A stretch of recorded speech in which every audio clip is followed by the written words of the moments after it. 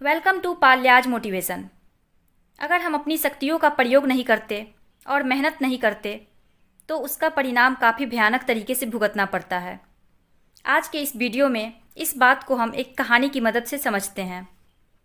बहुत समय पहले की बात है। एक राजा को उपहार में किसी ने बाज के 2 बच्चे भेंट किए। वे बड़े ही अच्छी नस्ल के थे और राजा ने कभी इससे पहले इतने शानदार बाज नहीं देखे थे।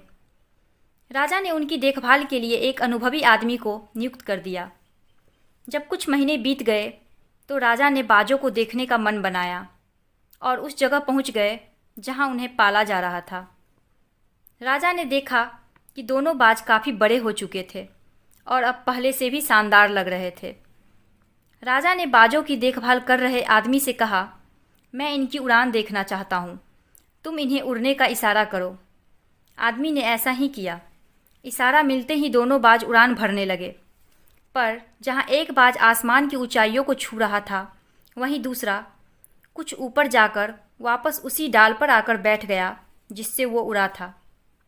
ये देख राजा को कुछ अजीब लगा।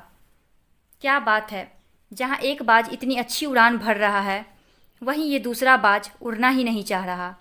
राजा ने सवाल किया, जी हुजूर, इस बाज के साथ शुरू से ही यही समस्या है, वो इस डाल को छोड़ना ही नहीं चाहता। राजा को दोनों ही बाज प्रिय थे और वो अपने दूसरे बाज को भी उसी तरह उड़ना देखना चाहते थे। अगले दिन पूरे राज्य में ऐलान करा दिया गया कि जो व्यक्ति इस बाज को ऊंचा उड़ाने में कामयाब होगा उसे ढेरों इनाम दिया जाएगा। फिर क्या था, एक से एक विद्वान आए और बाज को उड़ाने का प्रयास करने लगे, पर हफ्तों बीत जाने के बाद भी बाज का वही हाल था। वो थोड़ा सा उड़ता और वापस डाल पर आकर बैठ जाता। फिर एक दिन कुछ अनोखा हुआ। राजा ने देखा कि उसके दोनों बाज आसमान में उड़ रहे हैं।